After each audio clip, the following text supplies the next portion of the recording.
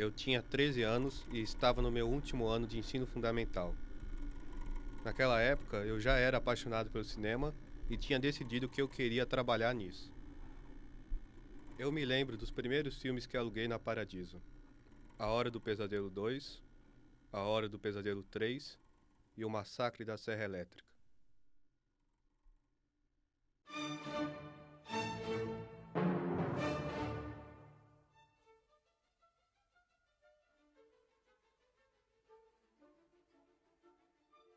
Eu era criança, muito criança, fui com a minha mãe assistir Tartarugas Ninjas. Eu assisti Star Wars, o 3, no cinema na barriga da minha mãe.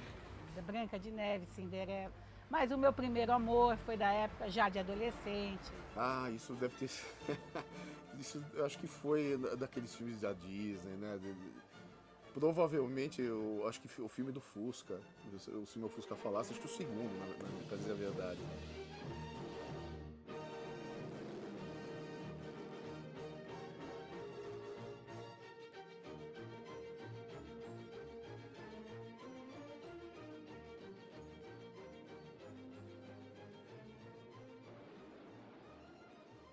Então, justamente eu já estava trabalhando na área da engenharia já há algum tempo, minha esposa também trabalhando, ela é administradora de empresas, a gente já estava formado há alguns anos, e eu trabalhando em São Paulo, eu decidi que queria ter um negócio próprio e já vinha amadurecendo essa ideia de ter a videolocadora.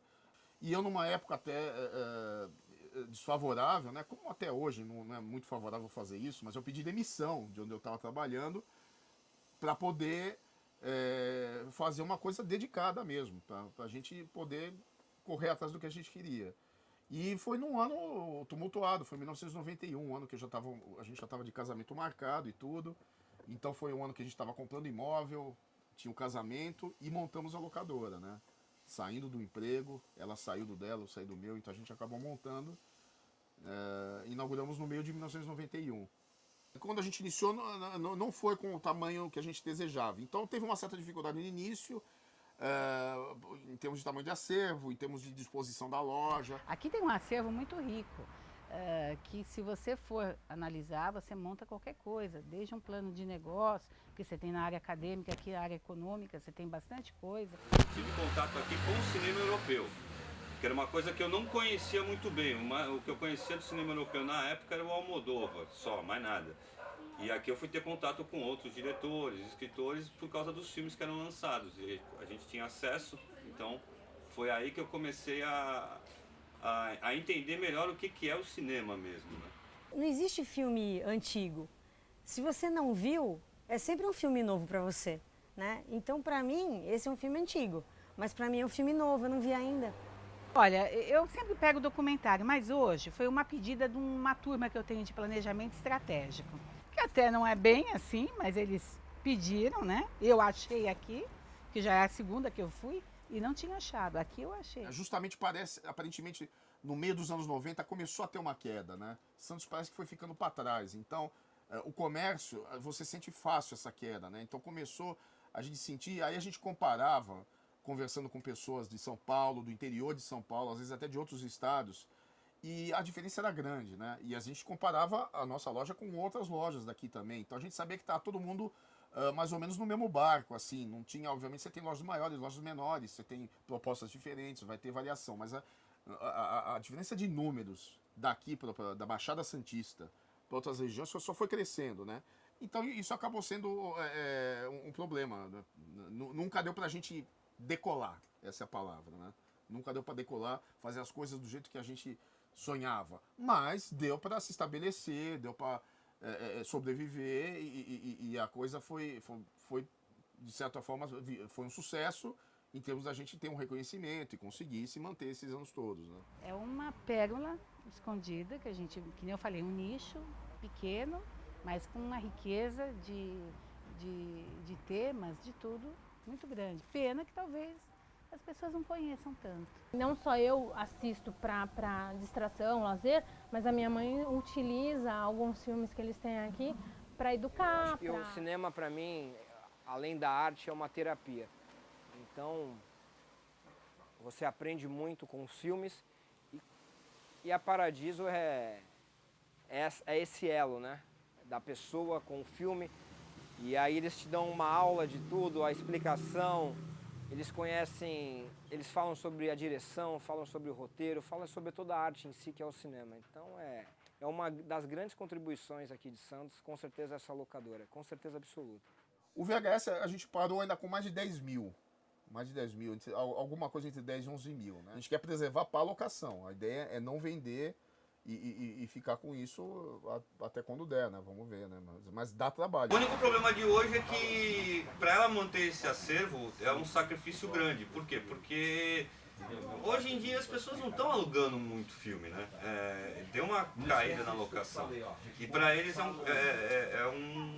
tem que ser um sacrifício para manter esse acervo. Só que é o que eu falo, como é o que diferencia eles têm que fazer esse sacrifício. Eu acho muito bom eles terem esse acervo. O VHS parou de ser fabricado no Brasil, pararam de lançar filmes em 2006. Então, em 2005 já era uma diferença bem grande. E foi justamente a época do auge dessa década, né? E já com um número menor de videolocadoras em relação à década anterior. Você sempre teve lojas fechando, abrindo, mas o número de lojas que abriu foi bem inferior ao que fechou. Então, já estava um mercado mais desenvolvido, mais estabilizado já, né? Até que veio a pirataria. Aí a pirataria veio, justamente foi a partir de 2006, mais ou menos, e aí essa curva que estava crescendo de novo voltou a cair, caiu de uma maneira que nunca tinha caído antes, que aí acabou provocando o fechamento da maioria das lojas no Brasil todo. A pirataria hoje em dia, ela já teve vários nuances.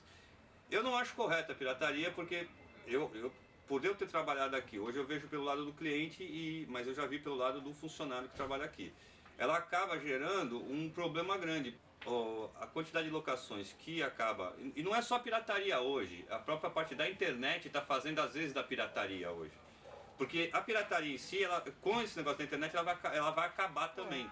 E a internet, por mais que tecnologia você tenha, não é a mesma coisa que vindo aqui, o prazer de você escolher, de procurar temas e coisas que você não acha, não imaginava que tinha e tem. Então você acaba achando, fazendo uma viagem aqui. Eu gosto da possibilidade de chegar aqui, conversar com as pessoas que trabalham aqui, eles me indicarem um filme, falarem sobre o filme, aquela coisa de antigamente que você tinha a possibilidade de chegar na locadora, pedir uma indicação. É uma troca, né? Pra mim é uma troca porque eles me ensinam e passam sobre atores, sobre diretores, e é sempre uma visão diferente, né? A verdade é que esses últimos anos acabaram complicando tudo e a situação financeira nossa e de todo mundo que restou aí não é confortável. Então a gente está reavaliando tudo isso. Até 2013 eu sempre afirmava estar esperando continuar, a frase que eu falava para todo mundo, a gente quer continuar indefinidamente, vamos continuar com a videolocadora. De 2014 para cá, com essa queda, a gente ficou tão abalado, as coisas estão tão confusas que a gente, não que está pensando em fechar, não é uma questão disso, mas deu uma desanimada, né? Mas a gente procura ainda ser otimista, né? Acho que essa é a palavra que todo mundo quer ouvir, né? O otimismo, que talvez muita gente até me acuse de ser otimista demais, né? Mas eu acredito que o mercado de vídeo ainda continue, porque ainda vai ter pessoas interessadas, né? Retomar um crescimento, eu acho que pode retomar a gente o país superando essa crise que está agora. Então, essa retomada, assim, pelo menos para os patamares que a gente vinha tendo nos últimos anos, seria interessante. Eu estou sendo otimista que talvez retome. Agora, dependeria também, seria interessante as pessoas avaliarem, como eu citei que no início da TV a cabo, teve pessoa que entendeu errado, interpretou mal você assinar uma TV a cabo e frequentar uma videolocadora, e muita gente reavaliou isso e acabou voltando. Eu posso ser otimista em achar que as pessoas com o tempo também avaliem que é interessante o tipo de serviço que a gente presta, né? Voltando no tempo de novo, quando surgiu, naquela minha época de adolescente, a gente só tinha o cinema e televisão, que era só TV aberta, eram poucas opções. Quando surgiu o vídeo, essa oportunidade de você poder assistir o que você quiser, ou pelo menos dentro de uma gama muito grande de um acervo, né? principalmente o acervo que a Vídeo Paradiso tem, você poder escolher a hora que você quiser, parar, voltar. Eu acho isso uma coisa sensacional. Eu continuo achando décadas depois. É uma coisa insubstituível. E você ter um local como o nosso, que montou um acervo desse tamanho, que é um dos maiores acervos desse país, e talvez um dos mais qualificados.